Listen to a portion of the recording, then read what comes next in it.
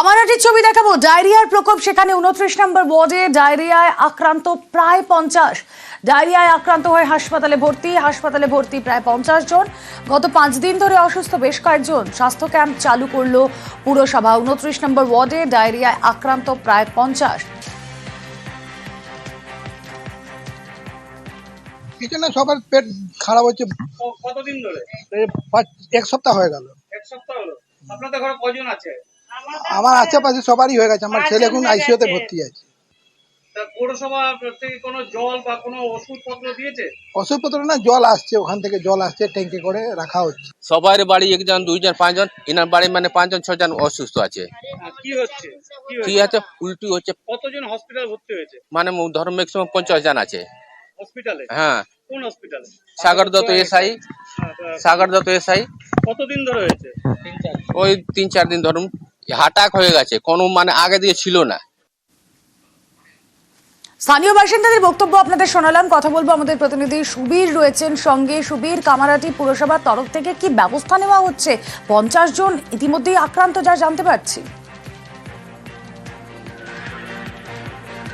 হ্যাঁ, দেখো, কামারহাটি পৌরসভার 29 নম্বর ওয়ার্ড যে এলাকাতে ডায়রিয়ার প্রকোপ দেখা দিয়েছে সেখানে কিন্তু ইতিমধ্যেই মেডিকেল ক্যাম্প বসানো হয়েছে এবং বিভিন্ন যে সমস্ত এলাকার যারা বাসিন্দা রয়েছেন তাদের কিন্তু স্বাস্থ্য পরীক্ষা করা হচ্ছে সেই মেডিকেল ক্যাম্পে। এবং সেখানে কামারহাটি পৌরসভার পৌরপ্রধান গোপাল সাহা রয়েছেন এবং স্থানীয় কাউন্সিলর নির্মলা রায়, তারা কিন্তু তদারকিতে রয়েছেন।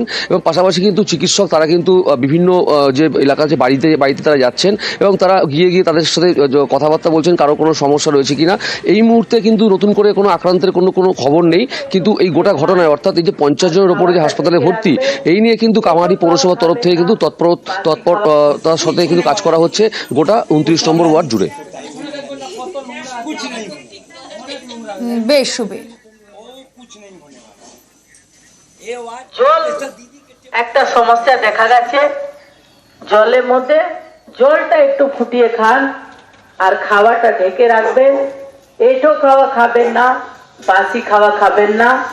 আশেপাশে যদি মনে হয় যে কারো মাথা গোলাচ্ছে বা বমি বমি ভাব হচ্ছে, ডাইরেক্ট আমাদের ওয়ার্ড অফিসে যোগাযোগ করুন। আমাদের ওয়ার্ড অফিসে ডাক্তার আছেন, নার্স আছেন, ওষুধ আছে, অ্যাম্বুলেন্স আছে। যে রকম সহযোগিতা আপনাদের দরকার আমরা আপনাদের জন্য হাজির আছি। আপনার কিছু ঘটনা ঘটেনি, মানুষ অসুস্থ হচ্ছে, তার জন্য আমরা টিম, আমাদের হেলথ দপ্তর থেকে, আমাদের হেলথে যিনি সিআইসি তিনি, আমি, ওয়ার্ডের লোক সবাই মিলে একসঙ্গে কাজ করছি যাতে কোনো ঘটনা না হয়। আর আমরা এখন জলের স্যাম্পল দেওয়া হয়েছে।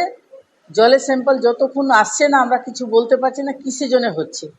আমরা পৌরসভা থেকে বাড়ি বাড়ি জল সাপ্লাই করছি, মানুষের পাশে দাঁড়াচ্ছি।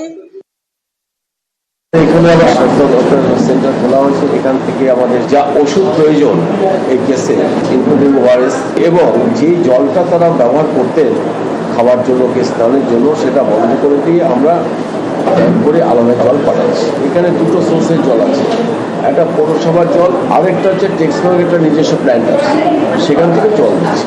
সবকটা জলই আমরা পাঠিয়েছি। সেই রিপোর্টটা পেলেই আমরা বুঝতে পারবো কেন পরিস্থিতি